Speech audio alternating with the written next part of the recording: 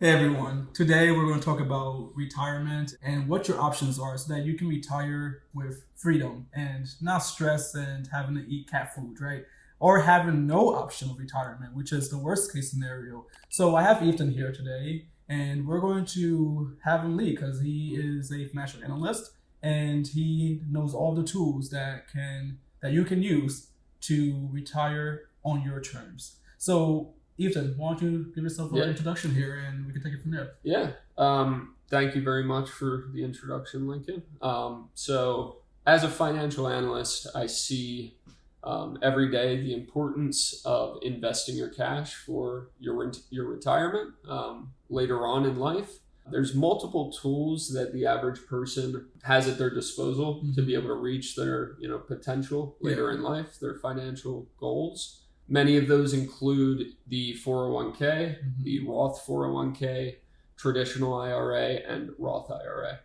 So lots of options there. Yeah, many options available to the average employed individual. Yeah, today we're going to explore those different options and what they can afford to those people. Yeah, of course. And then we're going to go through an example so that you understand if you want to retire with $1 million, how do you get there? Right, and what does that actually mean? What do you get to spend with that $1 million in retirement? How long can it last you? Right, so we're gonna go through all those examples, but first we want to go through what each of these vehicles are and how they are used. So let's get started. So let's talk about the 401k, which you all probably know of or at least have heard of. If you haven't, here's your chance to learn more. So the 401k is a retirement option afforded to individuals that are employed. This is a retirement option provided by your employer that allows you to contribute up to $23,500 a year with the potential of an employer match.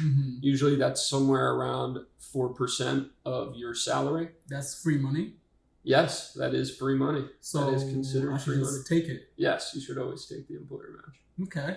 Obviously, you get, as we'll talk about later on, a pretty high contribution limit there. The alternative to the 401k is most often the IRA, how those are compared. The IRA is an individual retirement plan that one can set up themselves and take on the duty of investing their funds themselves. And the contribution limit for IRAs is $7,000 as of 2025. So you've probably also heard of the Roth designation to a retirement account. 401ks and IRAs come in the Roth designation. You can set up either a Roth 401k with your employer or a Roth IRA. What does Roth mean? So Roth is a nod to a senator, I believe, that of course that put into was big in passing the legislation in order to enact what we're going to talk about. Is Roths allow you to contribute funds to your retirement accounts that are taxed immediately, so that the money going into your retirement accounts is post-tax or after-tax dollars, which this Roth designation with no Roth, a 401k and an IRA, is being contributed to with pre-tax dollars. I see. So that when you withdraw those funds later in life, you're being taxed at ordinary income. Those withdrawals. Which means that if taxes go up super high in the future, you're going to get taxed at that future rate. Exactly. Oh, so that's a risk. Exactly. Okay. It's most often thought about in the sense that if you think you're going to be earning much more money later in life, it would probably be in your best interest to go for a Roth. I see. As that would be after-tax dollars. I see. So you get taxed today. Exactly. So that you can get taxed in the future. Exactly. You get taxed at your current tax bracket. So okay, I like that. Yeah. Yeah, it's a good option for individuals that believe in their career growth, that believe they will grow substantially in their career and their income, that provides them a tool to lessen their ordinary income later in life. Yeah. And I also like to, when I think about retirement and future Lincoln, I don't know what he's going to be going through. Yeah. Right? So today, while I have my capacity and faculties about me, I want to de-risk future Lincoln's life. Yeah. Right. So if I know what's happening today and I have control over it, I'm going to do as much as I can today so that Lincoln doesn't have to pay as much taxes in the future. Yeah. Right. Yeah. So I think that's the way I look at that for getting taxed today versus tomorrow. But somebody else might say, hey, I just want all my money today. Yeah. Right. I want to save as much money as I can today and then deal with the taxes later. Exactly. Yeah. Yeah. Yeah. It's definitely like a good tool to be able to have the difference between those two, and it's something to think about when choosing a retirement plan. Okay, Definitely. so Ralph means you get taxed tomorrow. Yes. Okay, yes. Not today. Yes. Okay, sounds good. Yes. So I just heard a story. I did a video a few weeks ago about the fact that you need a retirement plan, and then my girlfriend tells me a few days later, "Oh, did you hear about Whoopi Goldberg that she can't retire after 8 seasons on The View, making $6 million a year?" Well, I don't know how that's possible, but what my guess is that she didn't have a good retirement plan and that she did not start investing early enough. So now she cannot afford to retire. So in this next section, I'm going to talk about the importance of investing right now, today, yesterday, right? And what your options are. So Ethan, take it away. Yeah, so there's this idea commonly in our generation that you want to build generational wealth. Mm-hmm. And while that's not exactly feasible for everyone, you are able to build a substantial portfolio through your retirement and your retirement accounts, as long as you have the means to invest early. With this day and age and technology, the information available to you and the ability to get into retirement accounts is easier than ever. Oh, yeah. And I think that, if you're 22 starting your career right out of college, or even right out of high school, if you're, going into the trades, anything like that, it's imperative that you look into retirement investing. Yeah. And don't think that retirement investing has to be something that happens, that you reap the rewards of in your 70s or 80s. You can build a substantial enough portfolio that you reap these benefits earlier. Yeah. Retirement early. Exactly. Right? Exactly. One point that I really want to hit home with is to start investing early. Start investing in your future as early as you can. There's no downside of that. Yeah. If you're Except you can't be fancy today and go. That's true. To Fire Festival. That's right? true. Yeah. Exactly. If you're very aggressive, especially if you're very aggressive in the shorthand. But to me, there's no downside really to putting as much as you can into your retirement accounts. Obviously, there's expenses that you have to deal with, especially starting out your career. Maybe you're not earning as much, but I think that overall, it's important to just put something towards your future. So like 10% a month, 15% a month. I think whatever you can, that would be ideal to do, 20% a month or something, but whatever you can make work. I think if you're starting out, 22, 25, 27, even up to 30, you have an immense opportunity to build that wealth. So just having the mindset of, hey, I need to set aside some funds. I need to start thinking about this as early as possible. This money is going to grow for me. Like, a lot of young people make the mistake of thinking they have time. We see how that ends up.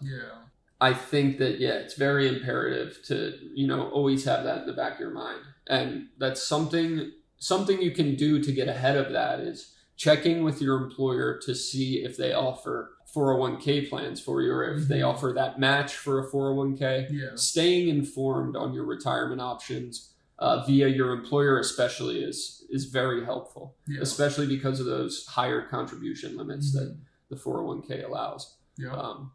So definitely, if you want to invest aggressively early on, you have a higher paying job, then definitely be checking in with your employer on 401k and any potential matches that they may offer. Okay, so what if I want to invest on my own?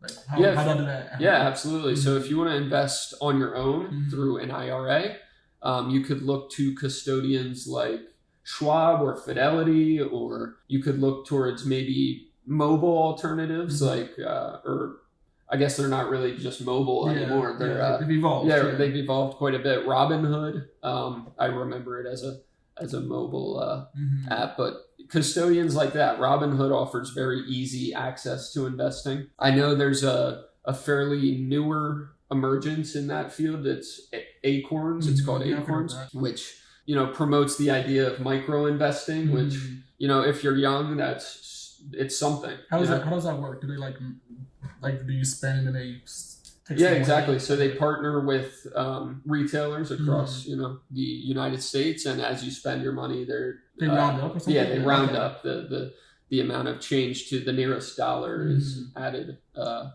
your account. Cool. Yeah. So it's like those times when you go to the checkout and they're like, "Do you want to round up for?" Exactly. You donate to yourself, and it's something that like you don't even really think about. You just click it on, and roundups are on, and you're investing. Before you know it, you got a substantial amount of money in there. So you can, and even if you're saving $10, that adds up. You'd be surprised. You'd be surprised at what the potential is. Yeah, compound interest. Yeah, exactly. It's investing whatever you can is the philosophy that I think it's what I do. I invest whatever I can each month, and I think that your income is going to grow as you grow in your career, and you can set aside different amounts as you grow. And let's talk about an example. If I want to get to $1 million for my retirement, tell me how I do that with a 401k. Give me an example of what the numbers look like. Okay, what do I say today, and what does that get me in retirement? So if you were to invest around $8,000 each year on a 401k, okay, yeah, that's reasonable. Yeah, with we'll say hypothetical return of 8% per year, which the stock market does an average of 7 to 10% a year. Exactly. S&P 500. If you were to invest $8,000 at a hypothetical return of 8% a year for the next 40 years, say you start at 25, that'll get you over $1 million and some change. You would incur those withdrawals at your tax bracket at that point. So depending on what that is, you would, your income would change slightly, but that would easily get you to the $1 million mark. Yeah. All right. So that's all great, but what does it get me? What is $1 million in retirement? How do I live? What am I getting every month? Yeah. So that $8,000 a year at the 8% return would be around $3,300 per month in income in retirement. Yeah. And with Social Security on top of that, I think you'd be having a pretty reasonable income there. In retirement. That would get us to about 5,000 some, right? Yeah. If you max out Social Security. Yep. Okay, so then that's perfectly reasonable. If I'm making, and if housing stays around, let's say $2,000 a month, and I pay $100 a week for food, I'm well within my living and eating. Needs, right? And maybe at that point, hopefully, at that point, you would have paid off your mortgage if you own a house. That's true. So in a perfect world, you would be looking to have your expenses reduced at that point. But yeah, I still think that that's a pretty it's a livable income amount. Yeah, definitely at that point. And most people in this country do own the house. I think it's like 60% own their house. Yeah. Right. Yeah. So that's wonderful. If you can pay that off over 30 years, and in the next 10 years you use that extra money, because if you have a house for 30 years that you're paying off the mortgage, then that's 10 more years from that 40 to pay more money to your investment. Yeah. Exactly. And I think it's helpful to look at this in the sense that, like, what if that income wasn't there? What if you decided not to take this opportunity? And what are you going to rely on Social Security at that point? Oh, that's rough. Yeah, it's going to be a tough awakening for people. I'm trying to do the math in my head. So if you get $2,000 a month from Social Security, let's just say you max it out and you're getting $500 a week, right? You're paying $100 for food, and that's before taxes, right? We didn't add taxes in. Yeah. So you're coming in very close there. Yeah, no, that's I don't know how someone would live off that. Yeah, people don't, because in this country we have a rise of our elderly being homeless. Yeah. So and that's not great. Social Security rises at that COLA percentage, which is around, I think, was around 2.8% or so last time I checked.